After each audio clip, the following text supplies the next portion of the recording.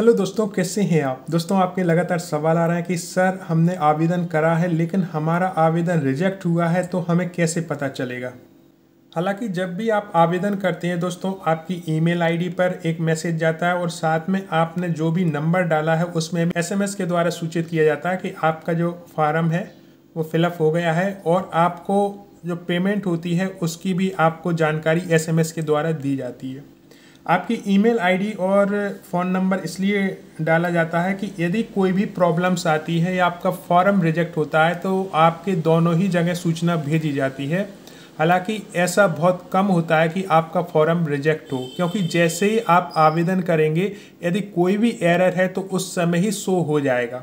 यदि कोई एरर नहीं है तभी आपका जो है आवेदन एक्सेप्ट होगा। दोस्तों, ये ध्यान रखना, तभी आपका आवेदन एक्सेप्ट होगा जब कोई एरर नहीं है। यदि एरर है तो आपका फॉर्म फिल ही नहीं होगा। तो यदि आपका फॉर्म भर गया है तो समझे कि आप निश्चिंत हो जाएं, आपका फॉर्म रिजेक्ट नहीं हुआ है, वो एक्सेप्ट हो गया है।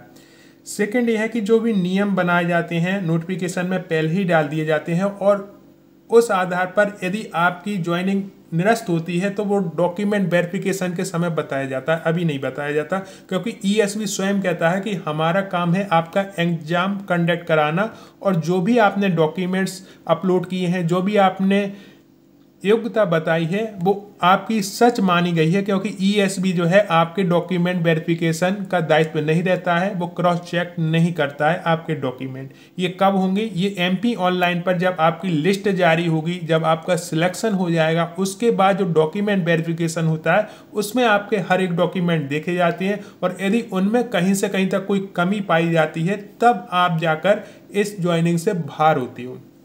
ठीक है, तो ये चीज़ें क्लियर हो गई होंगी। जैसे कि मैं कुछ उदाहरण आपको दे दूं, उससे आप और बेहतर से समझ पाएंगे। अब ये हमारा वर्ग 2 का नोटिफिकेशन है। ठीक है, तो इसमें सभी नियम दिए गए हैं। एक नियम मैं आपको उदाहरण के तौर पर बता रहा हूँ।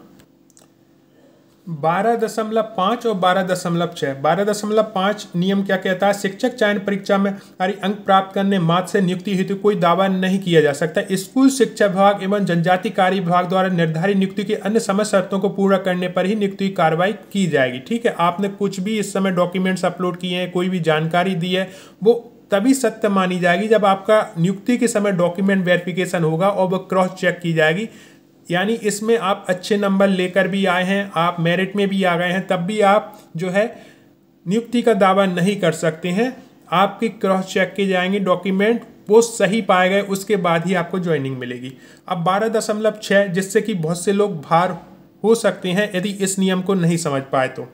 संबंधित विषय में शिक्षक पात्रता परीक्षा 2018 अथवा 2023 में भाग लेने हेतु शर्त निर्धारित की गई थी कि ऐसे आवेदक जो निर्धारित शैक्षणिक व्यावसायिक योग्यता, शैक्षणिक मीन्स आपने जो भी ग्रेजुएशन किया है वो, और व्यावसायिक यानी आपका जो डीएड, डीएलएड या बीएड है वो अर्जित करने के अंतिम वर्ष में हो, यानी आप फाइनल ईयर में होने चाहिए थे, तभी आप पात्रता परीक्षा में आवेदन कर सकते थे। वे सभी वांछित विषय के शिक्षक पात्रता परीक्षा 2018-23 में बैठने हेतु मान्य होंगे। ऐसे अभ्यर्थी को चयन परीक्षा उपरांत पात्र पाए जाने पर मेरिट क्रम में शैक्षणिक योग्यता संबंधी अर्जन की संदर्भ तिथि विभाग जिस दिनांक को दस्तावेज मांगे जाएंगे उस दिनांक तक प्रस्तुत करने होंगे। अर्थात उस तिथि को अभ्यर्थी द्वारा परीक्षा में अंक सूची उपाधि धारित किया जाना अनिवार्य होगा। ऐसे अभ्यर्थी जिनके पास शैक्षणिक योग्यता नहीं अथवा जो निर्धारित शैक्षणिक योग्यता, व्यावसायिक योग्यता अर्जित नहीं करते हैं, अंतिम वर्ष में अध्ययन नहीं थे, उन्हें त्रुटिपूर्ण जानकारी देकर संबंधित विषय में परीक्षा 2018 अथवा 2023 में सम्मिलित होकर पात्रता अर्जित कर दी है। ऐसे अभ्यर्थी गलत जानकारी देकर परीक्षा में सम्मिलित होने के कारण उनकी अभ्यर्थी नियुक्ति अमान्य की जाएगी। यानी जब आपने पात्रता परीक्षा दी थी, ये तो भर्ती परीक्षा है, लेकिन जब आपने पात्रता परीक्षा दी थी उस समय आप फाइनल ईयर में होने चाहिए दोस्तों। ठीक है, फाइनल ईयर में आपको होना चाहिए था। यदि मान लो आप उस समय सेकेंड ईयर में थे तो अभी आप भर्ती परीक्षा में कितने भी अच्छे नंबर ले आए, आप मेरिट में भी आ जाएं, लास्ट में डॉक्यूमेंट वेरिफिकेशन में आपको बाहर कर दिया जाएगा। अब बहुत से भाई बहन ये कहते हैं कि सर ये तो भर्ती परीक्षा में इन्होंने नियम चेंज कर दिया, यही नियम जो था पात्रता परीक्षा में बताना चाहिए था। तो हम पात्रता परीक्षा का भी नोटिफिकेशन ओपन करके देख लेते हैं, ये सेम नियम उसमें भी दिया गया था। पात्रता परीक्षा से संबंधित जो नोटिफिकेशन है वो आप ईएसवी से डाउनलोड कर लें। 2023 पर हम जैसे ही क्लिक करेंगे हमारे सामने नोटिफिकेशन आ गया है। ये हमारे सामने रूल बुक आ गई दोस्तों, उस समय की जो पात्रता परीक्षा संबंधित थी। अब यहाँ पर यदि आप इस पॉइंट को पढ़ेंगे दोस्तों पूरा, यहाँ पर दिया गया, तो इसमें भी लिखा है अंतिम वर्ष में अध्ययनरत नहीं है उन्हें पात्रता परीक्षा में बैठने की अनुमति नहीं होगी। आप अपने ग्रेजुएशन की बात करें या आपके जो D.Ed DLED है उसके अंतिम वर्ष में आप हैं तभी इस पात्रता परीक्षा में भाग ले सकते हैं, यदि नहीं है तो आपको बैठने की अनुमति नहीं थी। ये पात्रता परीक्षा में नियम दिया गया था। तो जब पात्रता परीक्षा का नोटिफिकेशन आया था मैं सभी नियम आपके पास लाया था और बार बार मैंने आपको ये नियम बताए थे, जैसे कि मैं भर्ती परीक्षा के हर एक नियम पर वीडियो ला रहा हूँ दोस्तों। अब मान लो कि यहाँ पर यदि आप आवेदन भी कर देते हैं तब भी ये मान्य कर लिया जाएगा क्योंकि आप एग्जाम देंगे, लेकिन जब आपका डॉक्यूमेंट वेरिफिकेशन होगा उस समय आपको बाहर किया जाएगा।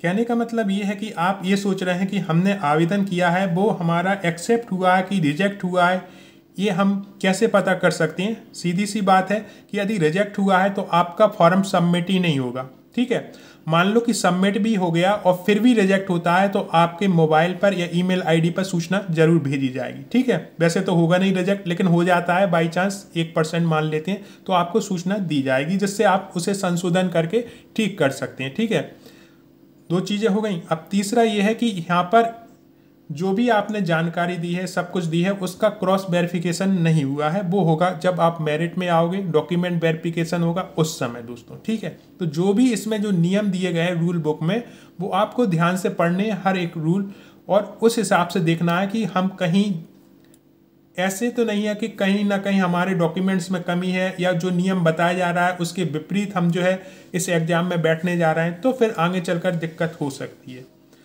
तो जिनका भी एक्सेप्ट हो चुका है और जिनका भी जो है आवेदन जमा हो चुका है, आपके पास SMS भी आ चुका है, चाहे मैं रसीद की बात करूं जिसमें आपकी जो फीस जमा हुई है उसका आ चुका है, तो आपको आवश्यकता नहीं है डरने की, सिर्फ अपनी एग्जाम की तैयारी करें दोस्तों। क्योंकि ये जो क्वेश्चन होते हैं वो आपको पढ़ाई से काफ़ी दूर ले जाएंगे। मन में यही चलता रहेगा कि हमने जो है फार्म तो फिल कर दिया, कहीं हमारा रिजेक्ट तो नहीं हो गया, हम इसे कैसे पता करें। तो ये चीज़ें जब आपके मन में चलेंगी तो आप फोकस नहीं कर पाओगे पढ़ाई पे, और ये चीज़ें कोई मायने नहीं रखती हैं दोस्तों। जब आपके डॉक्यूमेंट सही हैं, आपने जब पात्रता परीक्षा जो है क्लियर की है, तो आपके डॉक्यूमेंट्स तो गलत हो ही नहीं सकते, क्योंकि पात्रता परीक्षा में ही आपको प्रॉब्लम्स आ जाती। उस समय जो आपका एक्सेप्ट हुआ है उसमें ही प्रॉब्लम्स आ जाती। यदि कोई बड़ी विसंगति होती है, हाँ छोटी सी विसंगतियां हैं, जैसे कि सरनेम में थोड़ी स्पेलिंग मिस्टेक हो गई, नाम में हो गई, पहले महिला जो थी अनमैरिड थी फिर मैरिड हो गई, तो इससे कोई फ़र्क नहीं पड़ता है ना इससे आपके जो है